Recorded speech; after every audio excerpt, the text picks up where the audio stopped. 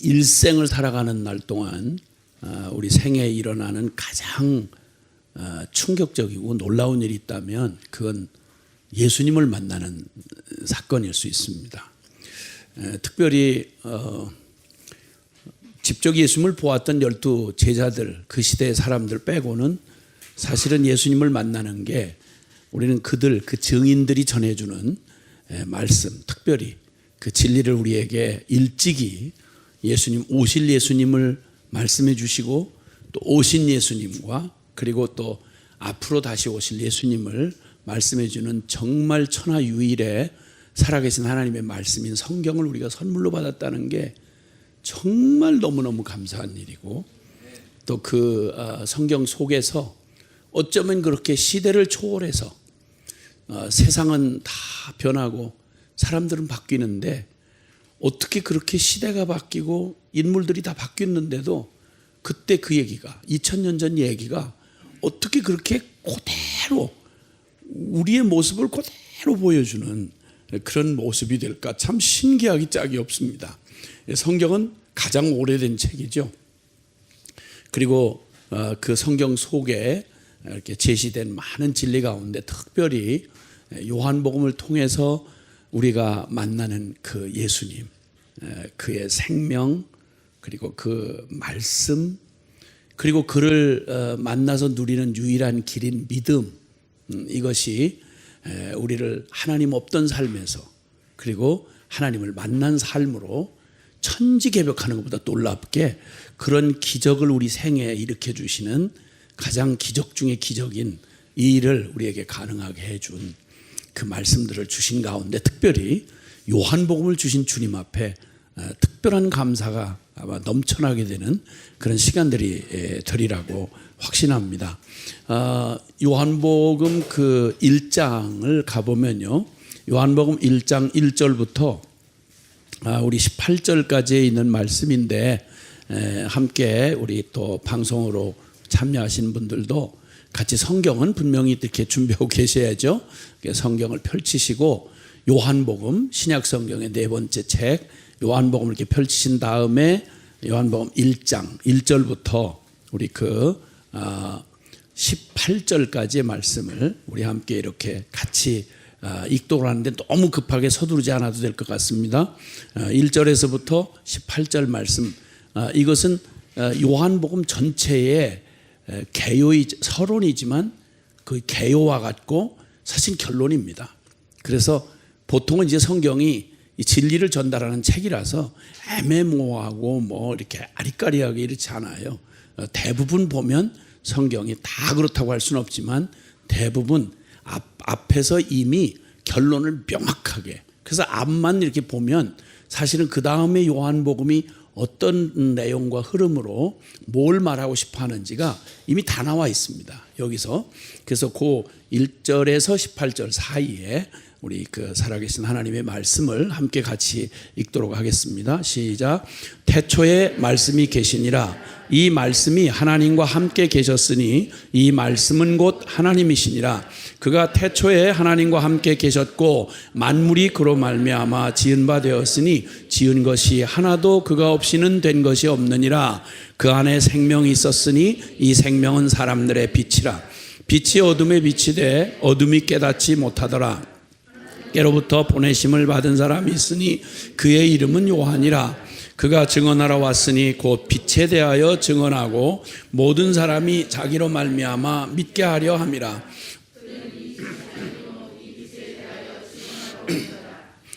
빛 곧 세상에 와서 각 사람에게 비추는 빛이 있었나니 그가 세상에 계셨으며 세상은 그로 말미암아 지은 바 되었을 때 세상이 그를 알지 못하였고 자기 땅에 오매 자기 백성이 영접하지 아니하였으나 영접하는 자 곧 그 이름을 믿는 자들에게는 하나님의 자녀가 되는 권세를 주셨으니 이는 혈통으로나 육정으로나 사람의 뜻으로 나지 아니하고 오직 하나님께로부터 난 자들이니라. 말씀이 육신이 되어 우리 가운데 거하심에 우리가 그의 영광을 보니 아버지의 독생자의 영광이요 은혜와 진리가 충만하더라. 요한이 그에 대하여 증언하여 외쳐 이르되 내가 전에 말하기를 내 뒤에 오시는 이가 나보다 앞선 것은 나보다 먼저 계심이라 한 것이 이 사람을 가리킴이라 하니라. 우리가 다 그의 충만한 데서 받으니 은혜 위에 은혜로라. 율법은 모세로 말미암아 주어진 것이요 은혜와 진리는 예수 그리스도로 말미암아 온 것이라. 본래 하나님을 본 사람이 없으되 아버지 품속에 있는 독생하신 하나님이 나타내셨느니라. 아멘. 아멘. 그 키워드라는 말을 쓰잖아요. 이제 그 중요한 그 단어들, 또 그런 단어들을 이렇게 알고 있으면 이 성경 요한복음을 통해서 말하고 싶어 하는 아주 중요한 주제를 이루는 그런 단어들이 있습니다. 그 중에 여기 말씀이라는 게 나오죠. 태초에 말씀이 계시니라. 이 말씀이 하나님과 함께 계셨고 할 때 이 말씀, 그리고 빛을 얘기하시잖아요. 그 안에 생명이 있었느니 4절에 이 생명은 사람들의 빛이라 그러시면서 빛을 얘기해요. 자, 말씀이 계셨는데 그 말씀은 하나님과 함께 계셨고 사실 그 말씀이 곧 하나님이시다.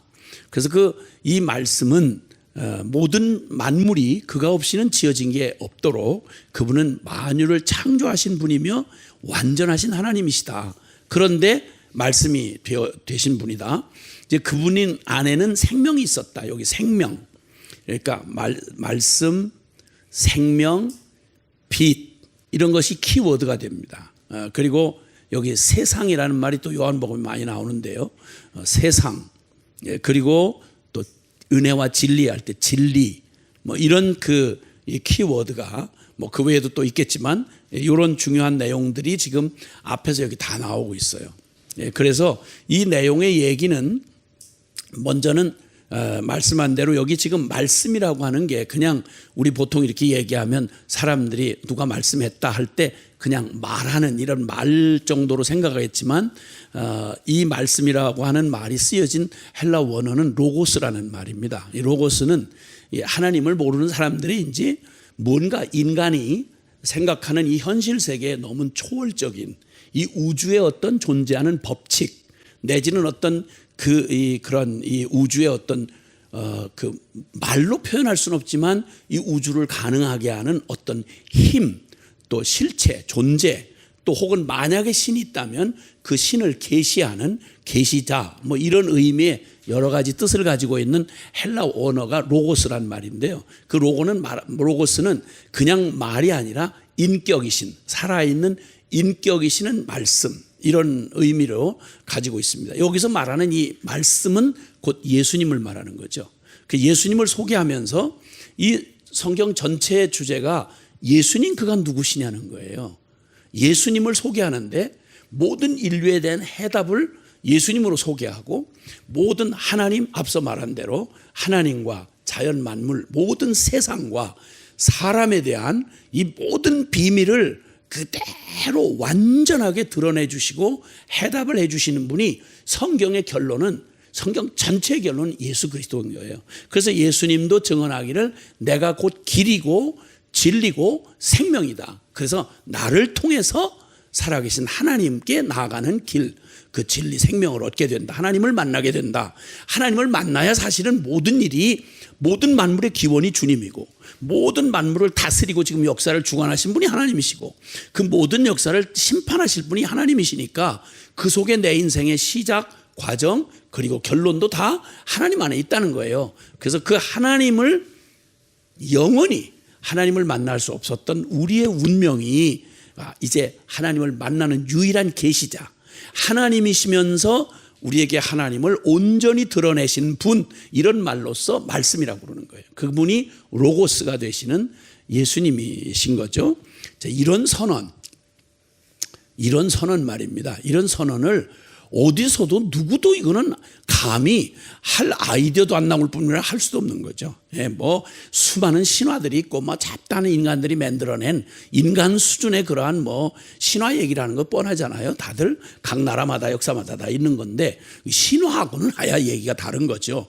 가장 뛰어난 당대의 철학이었던 그리스 철학이 말하는, 헬라 철학이 말하는 최고의 그 존재, 쉽게 말하면 어떤 그 힘, 원리, 로고스라는 용어를 지금 사용해서 그 당시에 사람들이 쓰던 용어로 지금 하나님을 설명하는 거예요. 그러니까 로고스라는 말 자체가 진리가 아니라 로고스라는 그 가장 그 시대의 최고, 그러니까 인간의 모든 걸 초월하는, 그리고 모든 만물의 근원이 되는 그 어떤 신적 어떤 존재 내지는 그 힘 내지는 그런 계시자, 이런 의미를 복합적으로 포함하고 있는 단어가 로고스란 단어예요.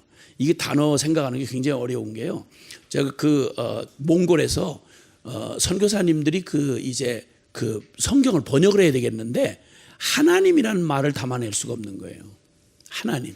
천주교에서는 하느님이라고 그러고 개신교에서는 하나님이라고 그러잖아요. 근데 우리는 하나님이라는 말이 있어서 그게 무슨 말인지는 대강 사람들이 안 믿는다 그래도 하나님의 뭐를 의미하는지는 알잖아요.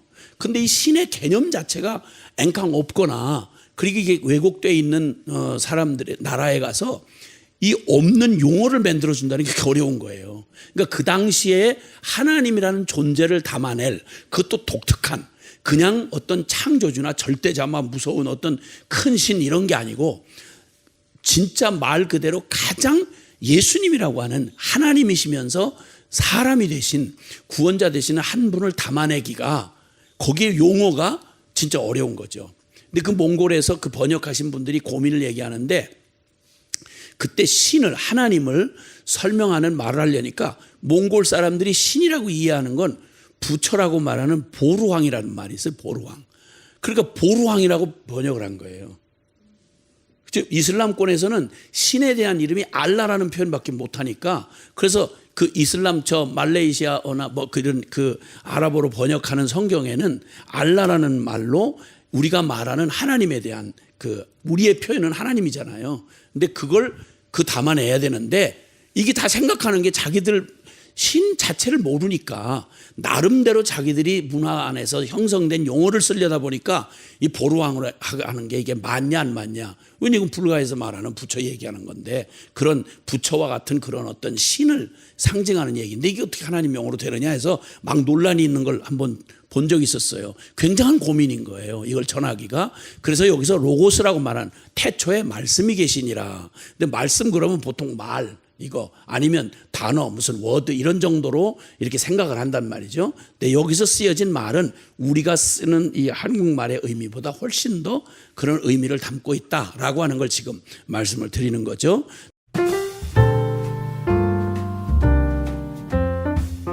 태초에 말씀이 계셨다. 이 말씀 예수님이 계셨다 이 말이에요. 근데 이 말씀이 하나님과 함께 계셨는데, 성부 성자 성령 삼위 하나님 가운데 하나님이셨으나 그 하나님이 태초부터 하나님이셔서, 태초부터 하나님과 함께 하셔서 창세 전부터 이 모든 만물을 지으셨는데, 만물이 그로 말미암아 지은 바 되었는데 지은 것이 하나도 그가 없이는 지어진 게 없다 이 말이에요. 그러니까 그분은 완전한, 먼저 영원 전부터 계셨던 선재하신 인간이 아니고 참 하나님이시고, 그리고 그분은 또 선재하실 뿐만 아니라 진짜 살아계신 인격을 가지신 바로 그분이시고 하나님이시고 살아계신 하나님이시고, 그리고 만물을 창조하신 창조주세요.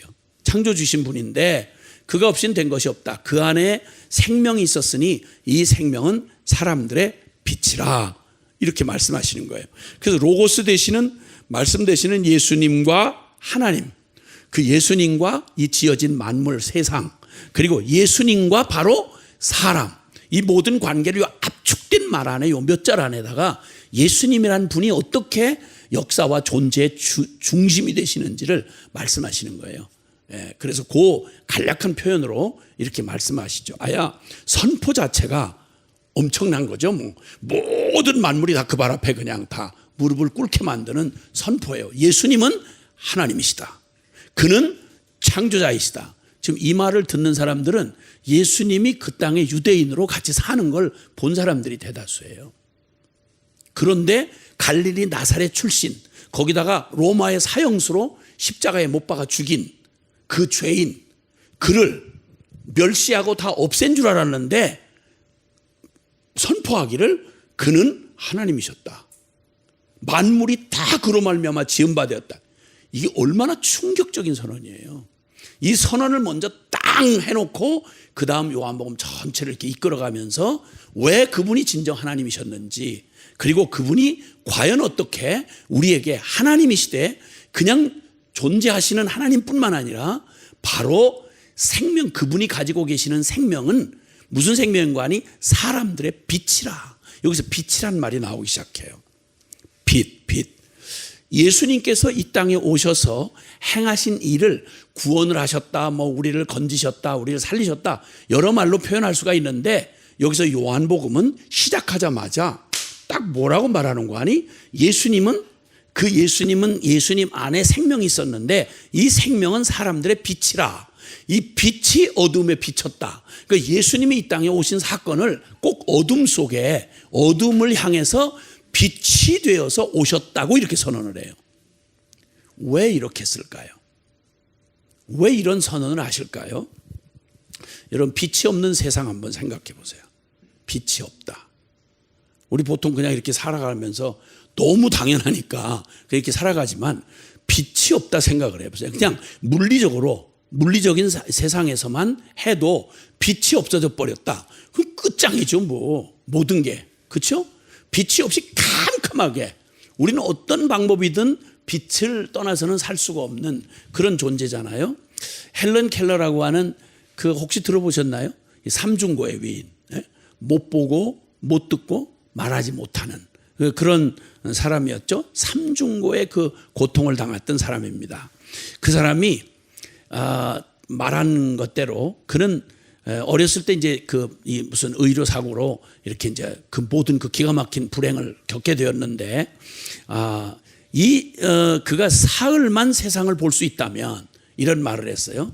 사흘만 이 세상을 볼 수 있다면 뭘 하겠느냐 하고 누군가 물었더니, 첫째는 사랑하는 사람의 얼굴을 먼저 보고 싶다. 첫 번째는 내가 만약 눈을 뜨고 만약 빛을 볼 수 있다면 제일 먼저 하고 싶은 게 뭐냐? 사랑하는 사람의 얼굴을 보고 싶은 거예요. 그게 엄마면 엄마, 아빠면 아빠, 사랑하는 사람의 얼굴을 먼저 보고 싶은 거예요.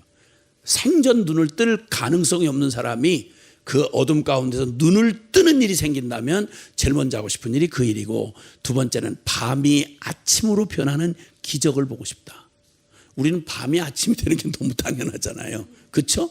너무 당연해서 뭐 그러게 아닌 게 어디 있겠나 이렇게 생각하는데, 눈을 감은 사람한테는 밤이나 낮이나 똑같은 거예요. 그러니까 진짜 그 기적, 어떻게 밤에서 매일 정한 시간에 아침이 오는지 그 기적을 나는 눈 뜨고 두 번째 보고 싶은 게 밤이 아침으로 변하는 기적을 보고 싶다. 세 번째, 사람들이 오가는 평범한 거리를 보고 싶다. 살아서 움직이는 사람들의 그 거리를 보고 싶다. 이렇게 그가 말했다고 그래요.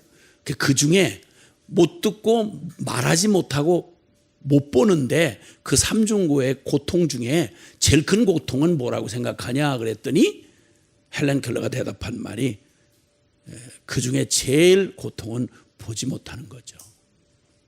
그렇게 본다는 것은 정말 큰 축복이에요. 본다는 건 정말 큰 축복이에요. 자, 몸 하나 가지고 물질 세계를 살아가는 육신의 삶에서도 보지 못한다. 그러면 대부분을 다 잃어버리는 거잖아요. 그렇죠? 지금 여기서 말하는 게 뭐 특별한 게 없잖아. 이 사람 보고 싶은 소원이. 근데 우리는 이 사람에게는 기적이에요. 그게. 이걸 못 보는 게 얼마나 많은 걸 잃는지를 말해주는 거죠.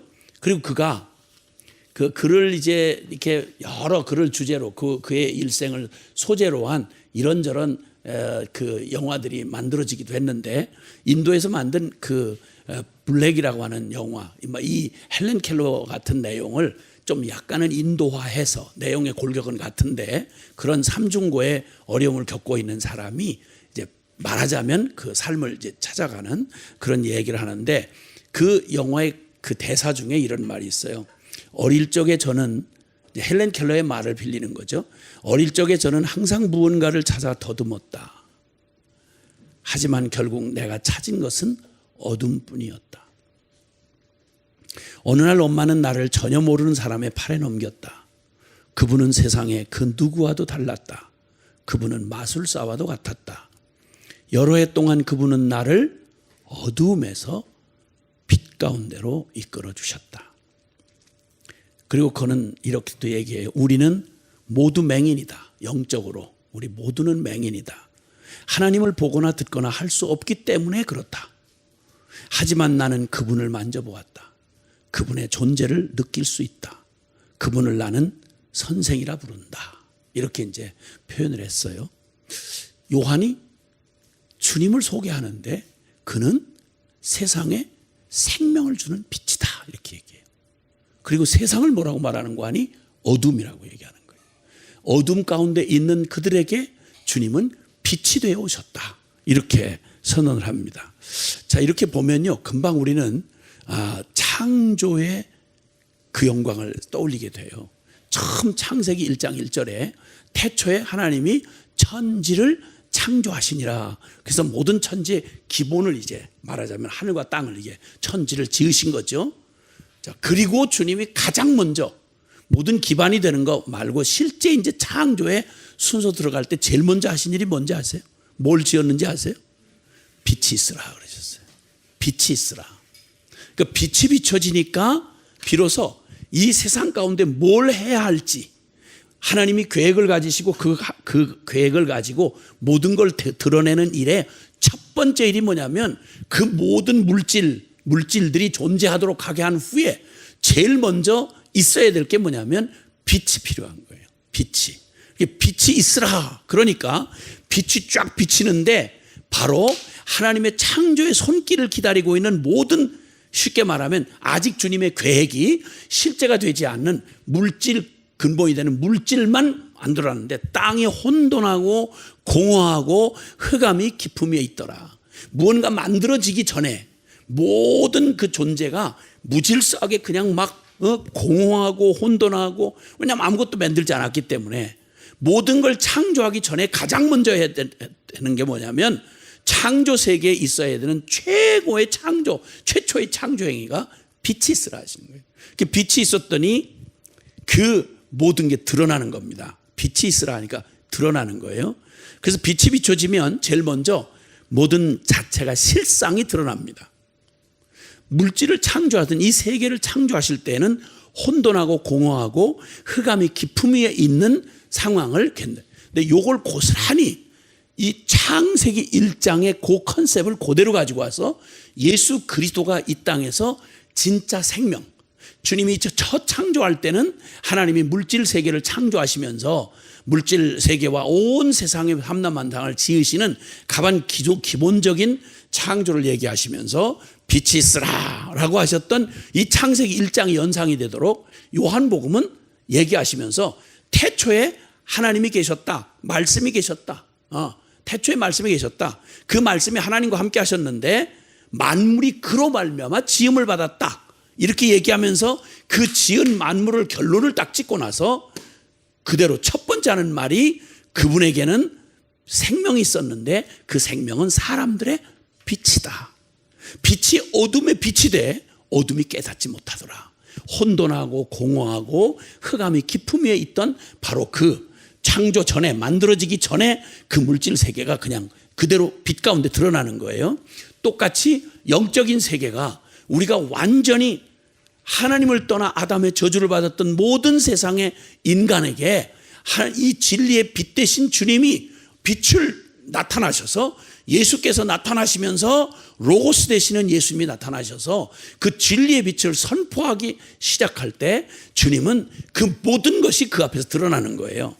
목마른 영혼, 두려움에 사로잡힌 인생들, 그리고 허무하기 짝이 없는 우리의 삶, 이게 그냥 그대로 혼돈하고 공허하고 흑암이 깊음에 있던 바로 그때 그 당시에 이 지구의 모습처럼, 이 땅의 모습처럼 우리의 영혼이, 하나님 떠난 우리의 영혼이 만져지지 않은 혼돈된 빛을 떠난 어두움 가운데 있었던, 그러니까 빛이 어둠에 비쳤다 이렇게 말해요.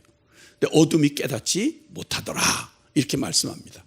하나님 없는 인생을, 여기 목마름과 두려움과 허무함의 인생, 왜 그렇습니까? 생명의 근원은 하나님을 떠나 있으니 죽음이고, 그리고 하나님의 의에서 벗어나 있으니 심판이고, 그리고 무지하고 무능하고 죄책감과 수고와 슬픔 가운데 있는 이 모든 하나님을 못 만난 인생들의 모습이 겉모습은 멀쩡하고 먹고 마시고 시집가고 장가고 사고 팔고 이게 다 사는 거려니 우리가 다 같으니까 그런 줄 아는데 그 우리의 실상을 주님께서 비추시니까 진정한 생명의 빛으로 비추니까 우리의 모습이 드러나는 거예요. 하나님 없는 인생이 그러하다면 그 하나님 없는 인생들이 일궈내는 하나님 없는 세상은 약육강식의 세상, 강한 놈이 약한 놈 잡아먹는 세상. 그렇죠? 세계사라고 하는 게 전부 다 조금만 힘이 세지면 옆에 나라 집어삼킨 게 세계사잖아. 세계사는 전쟁사거든요. 사실은 제국사라고도 할 수 있고요. 약육강식이고 또 뭐 큰 나라는 그만둬 놓고 우리 옆에 이웃 간에 우리 사람과 사람끼리 생각해보면 우리 적자 생존이잖아요. 아주 냉혹하거든요. 세상. 힘없으면 아이들조차도요, 애들이 죄인 중에 죄인이거든요. 왜냐하면 죄인 자식이니까. 애들은 순진하다 그런 말 하지 마시라니까. 순진할 때만 순진한 거고, 하여튼 애들 무서워요. 본능으로 행동을 하는데 이 심장병 해가지고 어린애가 막 이렇게 저거 하면 얘들을 돌보아 주지 않아요. 애들이 무섭게 잔혹하게 때리고 무섭게 애들 짓밟고 이래요. 정말 무서워요. 이거 애들 하는 짓이 정말 무서워요. 물론 아름답고 이쁘고 눈에 넣어도 안 아플 만큼 그런 건 그건 사실이죠. 그거 어떡하겠어요. 그런데 그 본래 그 심성 그렇단 말이에요. 적자 생존, 이게 조금만 힘이 세워지거나 스토리만 갖춰지면 살인, 폭력, 불법, 죄악, 이걸로 첨철이 된 게 하나님 없는 인생이요, 하나님 떠난 세상을 어둠이라고 말씀하시는 바로 그 얘기예요. 어둠. 그런데 여기에 빛이 오기 전에는 그게 단 줄 알고 살아. 그런데 빛이 딱 오고 나면 실상이 드러나. 빛이 있으라 하시니까 딱 실상이 드러나. 그 실상이 드러나고 나면 먼저는 실상이 드러나야 하고 그 다음에 실상이 드러나고 나니까 분리가 일어나요. 그래서 바다와 육지를 가르시고 그리고 공중에 궁창 위에 하늘과 궁창 아래 하늘로 나뉘고 모든 것이 제자리를 찾아 들어가기 시작하는 거예요. 먼저는 분별이 돼야 돼. 빛이 딱 와서 뭐가 왜곡됐는지, 뭐가 비틀렸는지, 뭐가 잘못됐는지. 복음 앞에서 우리가 발견한 충격이 바로 뭐냐면 내가 죄인이었구나. 정상인 줄 알고 살았던 내가 엉망진창이었구나. 소망 없었구나.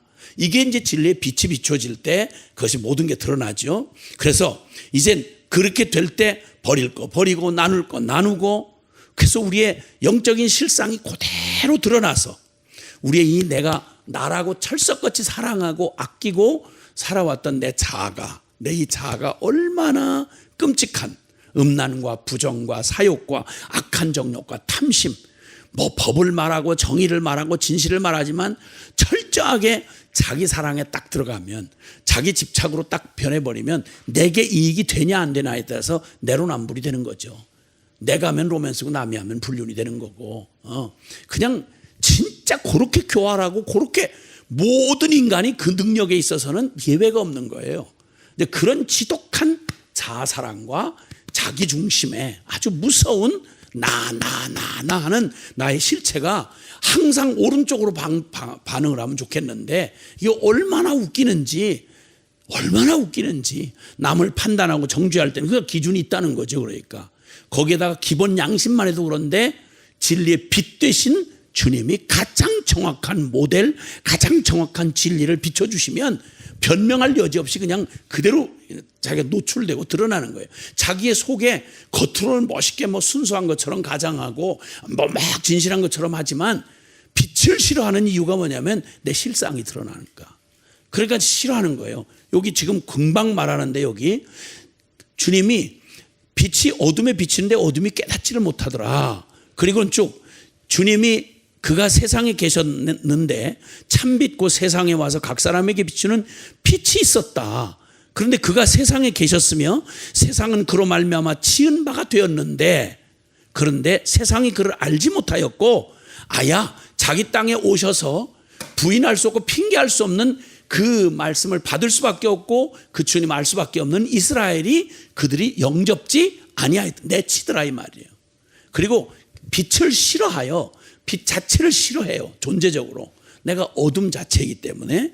그래서 이렇게 우리를 완전하게 먼저 주님이 생명으로 오셔서 가장 먼저 하시는 일이 뭐냐면 빛을 비춰주시는 거예요.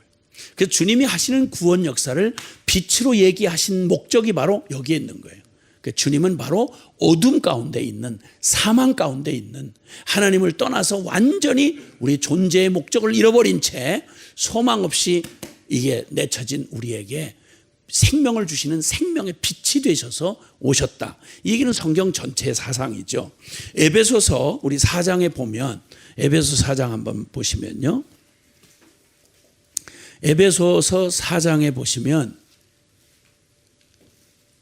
에베소서 4장 8절 9절 같이 함께 보시죠. 시작. 너희가 전에는 죄송합니다. 이게 제가 4장이라고 그랬죠. 5장인데 5장 죄송해요. 5장 그 8절 9절입니다. 시작. 너희가 전에는 어두움이더니 이제는 주 안에서 빛이라. 빛의 자녀들처럼 행하라. 빛의 열매는 모든 착함과 의로움과 진실함에 있느니라. 아멘. 이거 옳은 줄 다 알잖아요. 그렇죠? 빛에 해당하는 거, 착함과 의로움과 진실함, 이게 빛에 해당하고 옳은 거예요. 그런데 우리는 어둠 가운데 있었어요. 정반대에 있었던 거죠. 그러니까 전에 너희는 어둠이었다. 그런데 이제는 주 안에서 빛이다. 그러니까 예수 그리스도가 오셔서 그분이 구원자가 되셨다는 말은 우리를 어둠 가운데 생명에서 떠나 있고 의로움에서 떠나 있고 착함에서 떠나 있는 우리에게 빛을 딱 비추시면서 우리에게 생명의 빛을 비추어서 우리를 빛의 자녀들로 바꾸셨다. 이렇게 말씀합니다. 14절. 5장 14절 시작. 그러므로 이르시기를 잠자는 자여 깨어서 죽은 자들 가운데서 일어나라. 그리스도께서 너에게 비추이시리라 하셨느니라. 아멘. 주님의 구원 역사를 비춘다 이렇게 표현해요. 빛으로 표현하고 계세요. 자, 그리고 주님이 이제 비추어 주시는 이런 것을 통해서 우리의 모든 것이 첫째는 드러나고요. 그 다음에 또 주님은 당신이 우리에게 주시는 그런 말씀으로, 그분의 존재 자체가 그렇고 그분의 말씀으로 우리를 주님께서 완전히 드러내 주셔서 우리를 빛 가운데로 옮겨 주십니다. 골로새서 1장 13절도요. 우리의 운명을 바꾸신 얘기를 이렇게 말합니다. 골로새서 1장 13절에 보면 13절에 그가, 우리가 같이 읽어볼까요? 시작. 그가 우리를 흑암의 권세에서 건져내사 그의 사랑의 아들의 나라로 옮기셨으니. 아멘. 예, 아멘. 그러니까 우리를 흑암의 권세, 저 어둠에서, 그 저주에서, 사망에서 우리를 건져서 이 빛이신 사랑의 아들의 나라로 우리를 옮겨주셨다. 이렇게 표현을 합니다. 그래서 성경 처음 요한복음이 예수님을 소개하시면서 그는 로고스다. 말씀이신 하나님이셨다.